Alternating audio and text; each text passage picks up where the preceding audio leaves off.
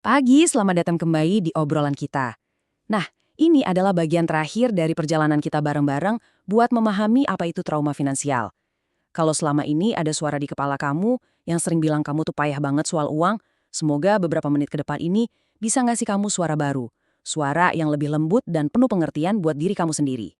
Oke, kita mulai dari gagasan inti ini ya. Yang kamu lihat di layar ini bukan sekedar kata-kata motivasi biasa loh. Ini benar-benar cara kerja otak kita. Jadi kebiasaan-kebiasaan kita yang mungkin kita anggap salah, entah itu belanja impulsif pas lagi sedih, atau sengaja nggak buka email tagihan, itu seringkali bukan soal karakter kita yang jelek. Itu sebenarnya adalah cara otak dan tubuh kita buat bertahan hidup dari stres yang rasanya udah nggak ketampung lagi. Kalau jawabanmu iya, aku mau kamu tahu satu hal penting banget. Kamu nggak sendirian. Rasa malu itu rasanya emang bikin kita terisolasi ya, seolah-olah cuma kita satu-satunya di dunia yang berjuang kayak gini.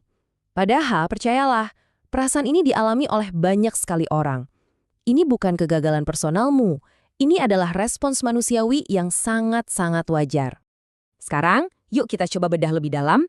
Kita akan coba lihat kebiasaan finansial kita dari sudut pandang yang beda. Bukan lagi sebagai bukti kegagalan, tapi sebagai bukti bahwa kita ini udah berjuang keras banget buat ngelewatin macam-macam hal. Coba deh bayangin, sistem saraf kita tuh kayak alarm kebakaran di rumah. Waktu ada stres berat, misalnya tekanan kerjaan numpuk atau ada masalah keluarga, alarm itu bunyi kenceng banget. Nah, dalam kondisi panik itu, kita pasti bakal ngelakuin apa aja kan biar alarm itu berhenti. Membeli barang baru bisa ngasih kelegaan sesaat. Mengabaikan masalah bisa bikin alarm itu senyap untuk sementara.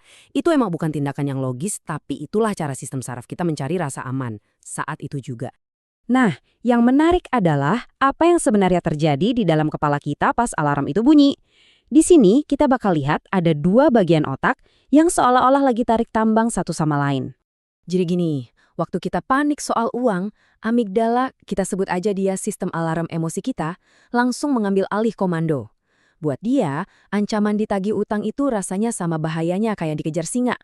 Nah, saat amigdala ini teriak kenceng, dia seakan-akan mematikan fungsi korteks prefrontal, yaitu bagian otak kita yang tugasnya mikir jernih, bikin rencana, dan nimbang-nimbang konsekuensi. Jadi, jangan heran ya, kalau dalam kondisi stres, kita cenderung ngambil keputusan yang rasanya melegakan saat itu juga, bukan yang terbaik buat jangka panjang. Terus pertanyaannya, kok bisa sih alarm kita jadi sesensitif itu? Nah, respons otak ini nggak datang tiba-tiba. Ia dibentuk oleh keyakinan-keyakinan yang dalam banget soal uang yang udah kita pegang sejak lama, seringkali tanpa kita sadari sama sekali.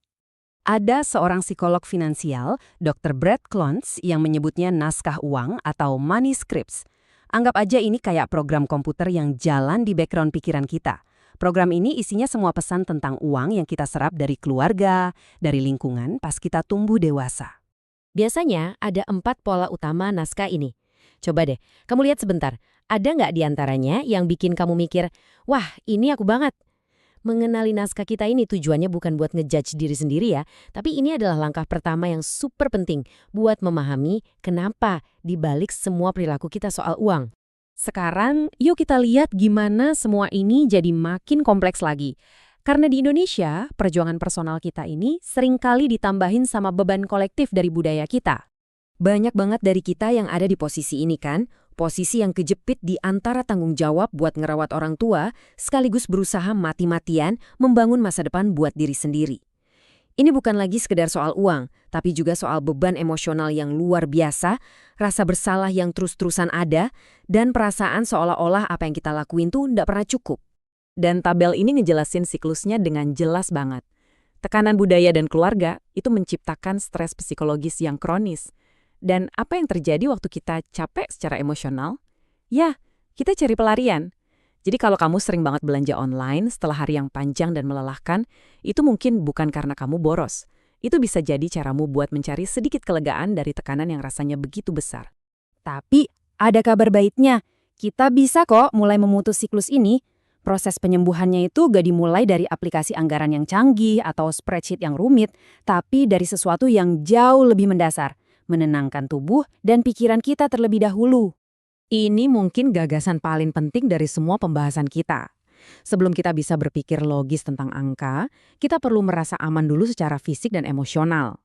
Ketenangan itu adalah fondasi dari semua keputusan finansial yang bijak. Ini adalah alat yang super simple tapi ampuh banget yang bisa kita pakai kapan aja, di mana aja. Sebelum kamu buka aplikasi M-Banking atau mau ngobrolin topik uang yang sensitif, coba berhenti sebentar. Yuk, kita coba sama-sama sekarang. Tarik napas pelan, 2, 3, 4. Tahan napas, 2, 3, 4. Hembuskan pelan, 2, 3, 4. Tahan lagi, 2, 3, 4. Lakukan ini beberapa kali sampai detak jantungmu terasa lebih tenang. Ini adalah cara kita ngirim sinyal ke otak, "Hei, saat ini aku aman." Ini ada 2 latihan lain yang bisa dicoba. Anggap aja kayak eksperimen kecil sama diri sendiri. Aturan 24 jam itu ngasih jeda biar si manajer logis di otak kita punya waktu buat bangun lagi. Sementara itu, audit emosi bantu kita jadi detektif buat perasaan kita sendiri. Coba tanya, aku beneran butuh baju baru ini? Atau sebenarnya aku lagi merasa kesepian ya? Perlu diingat baik-baik ya, tujuan dari semua ini tuh bukan untuk jadi sempurna dalam mengelola uang. Sama sekali bukan. Tujuannya adalah untuk mengganti suara hakim yang galak di kepala kita dengan suara seorang teman yang penuh rasa ingin tahu.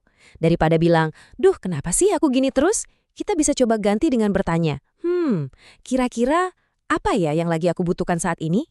Sebagai penutup, aku mau ninggalin kamu dengan pertanyaan ini untuk direnungkan. Coba lupakan sejenak semua angka, semua tagihan. Coba bayangkan, kalau seandainya uang itu bukan lagi sumber rasa takut atau malu buat kamu, hubungan baru seperti apa sih yang pengen kamu miliki dengannya? Semoga perjalanan singkat kita ini bisa jadi awal dari hubungan yang lebih damai dan sehat dengan uang, dan yang paling penting, dengan dirimu sendiri. Terima kasih sudah menyimak.